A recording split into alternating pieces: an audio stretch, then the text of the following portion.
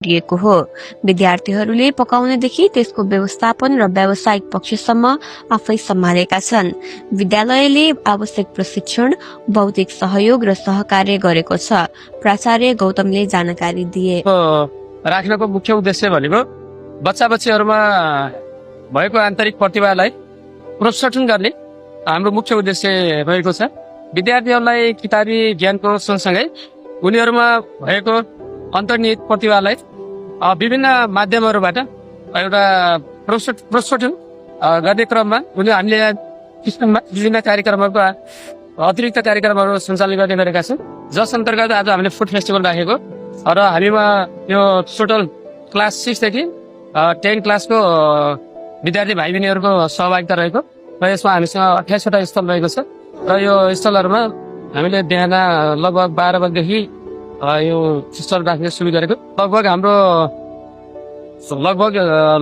800 देखि 900 बिचको चाहिँ अभिभावकहरू उपस्थिति हुनुभएको हाम्रो अनुमान छ र उत्साहपूर्ण सहभागिता छ। बच्चाहरू पनि एउटा खुसी एकदम अन्तर्मनदेखि नै उनीहरू लागेको हुँदा एकदमै उल्लासपूर्ण रूपमा गइरहेको छ।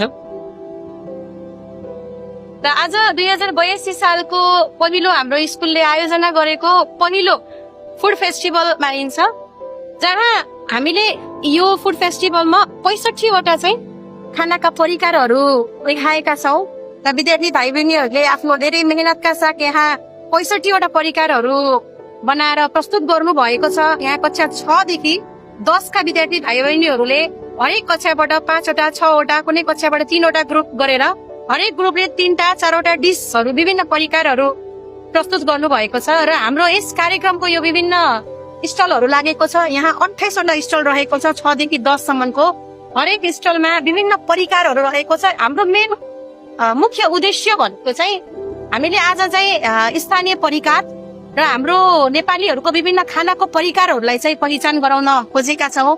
यहाँ नेवारी परिकारहरू बनेको छ, हाम्रो थारू परिकारहरू बनेको छ, त्यसै गरी विभिन्न अरू पनि नेपाली सेटहरूदेखि लिएर हरेक परिकार हामीले यहाँ आज प्रस्तुत गरेका छौँ, जसमध्येमा सबै परिकार मिलाएर 65 वटा परिकारहरू हामीले प्रस्तुत गरेका छौँ।